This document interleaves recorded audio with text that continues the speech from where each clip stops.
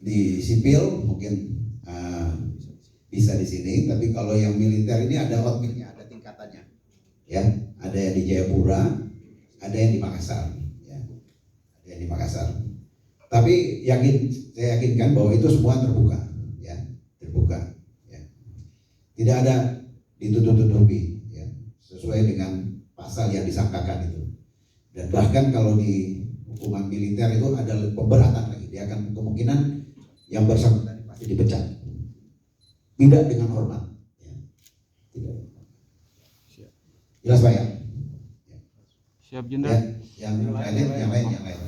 Ade sudah, Ade yang banyak-banyak Ade. Jenderal, untuk tambahan dua pelaku itu perannya apa Jenderal? Perannya ini ya mungkin Pak, kalau sampai ke dalamnya saya persilakan Pak Doni mungkin.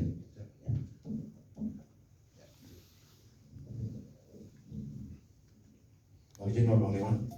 Terima kasih Pak untuk pertanyaannya terkait dengan masalah peran seperti yang disampaikan oleh Bapak Panglima tadi. Kami masih terus melakukan pendalaman dengan melaksanakan kegiatan penyidikan. Apakah dari kedua person of interest yang sedang kita dalami ini ada keterlibatannya secara langsung maupun tidak langsung dengan peristiwa pidana yang terjadi. Terima kasih. Saya boleh satu? Ya, silakan. Ya. Dan dari hasil penyidikan polisi ini kan motifnya perampokan. Ya. Saya berusaha keluar sedikit dari situ bahwa ini kan motif ekonomi. Ya. Dalam beberapa kasus juga ada jasa oknum prajurit yang menjual amunisi. Mungkin ini kan juga ada rekayasa menjual senjata api. Ya. Maksud saya sebagai komandan di Panglima di Kodam, apakah ada atensi khusus soal pelanggaran seperti ini begitu? Oke. Baik ya. Saya sebelum menjadi Pangdam, saya sudah mendapat arahan dan petunjuk dari Pak Panglima TNI khususnya untuk berkaitan kasus jual beli munisi dan senjata ini. Jadi memang ada diduga keterlibatan TNI Polri dalam jual beli munisi dan senjata. Khususnya TNI, ada beberapa orang yang sudah kita periksa. Saya sebagai Pangdam,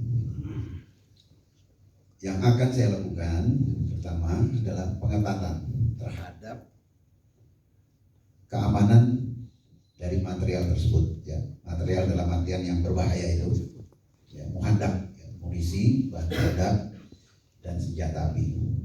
Ini akan kita tingkatkan. Jadi klasifikasinya terhadap pengamanan ini nanti saya akan evaluasi, ya, apakah gudangnya, apakah sistem keluar masuknya itu akan kita perketat, sistem pencatatannya, karena sebenarnya setiap munisi yang keluar itu harus tercatat. Apabila tidak tercatat berarti ada yang bermain di situ, ya, ada yang bermain, ada yang sengaja di situ, ada indikasi pelanggaran di situ.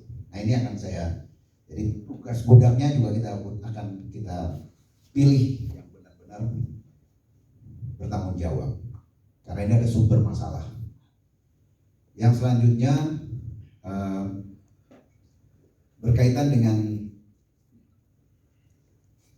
kondisi yang terjadi saat ini, saya tidak, karena saya pelajari juga, ya, apakah ada yang pembelinya, ya, kan yang penjualnya nih saya prajurit, yang membelinya pasti oknum, apakah dia terlibat dalam ini, ya, itu kita akan dalami, ya, karena ini sudah menyangkut hal-hal yang sangat membahayakan bagi keamanan kita, ya.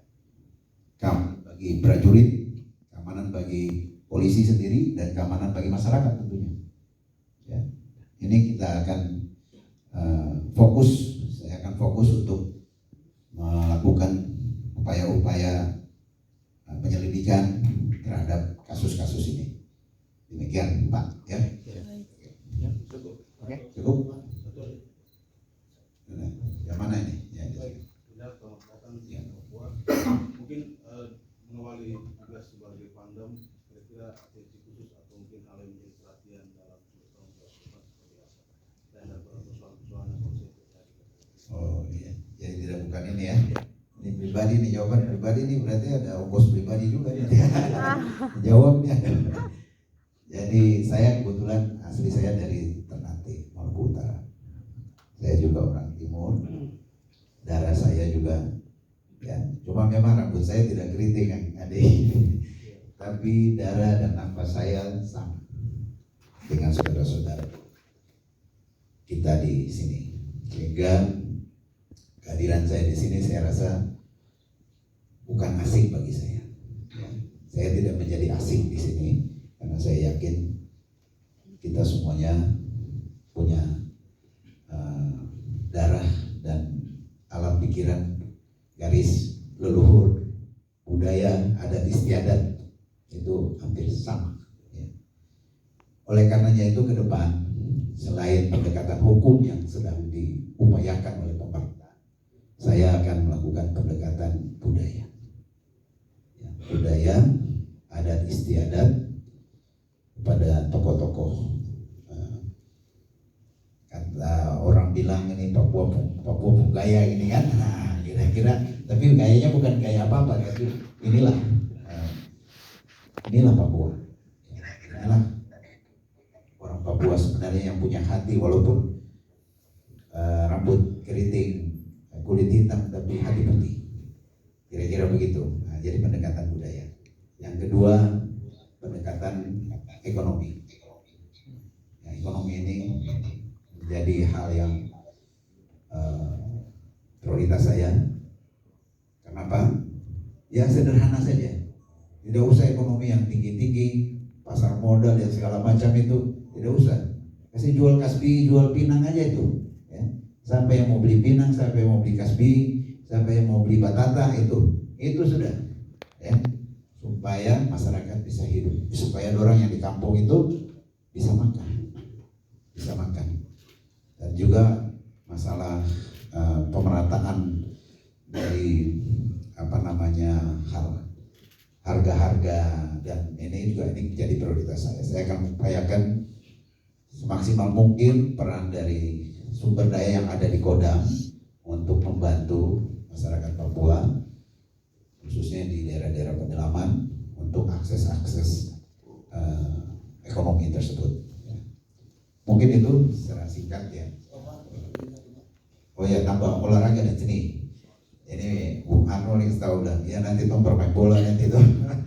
Terus Persipura tuh harus angkat, tuh kan, biar bangkit lagi olahraga dan seni. Oke, ya. Ya silakan. Ini terakhir ya. Ya. Bapak izin, perkenalkan saya dari Surabaya, dari Mabespori. Ya. Saya terkait dengan kejadian ini, Bapak izin, mungkin ada yang mana dari sisi keamanan? Ya. Saya berharap ini kejadian kemarin terakhir. Saya udah bilang terakhir. Ada wartawan tanya di situ, kita tidak ada lagi pertemuan darah terakhir, tapi ada lagi. Harapan tetap harus ada. Ya. Harapan ini kita harus ada. Artinya kebaikan itu harus kita munculkan, harapan-harapan baik itu, hidup normal itu, hidup sejahtera, hidup damai itu harus ada.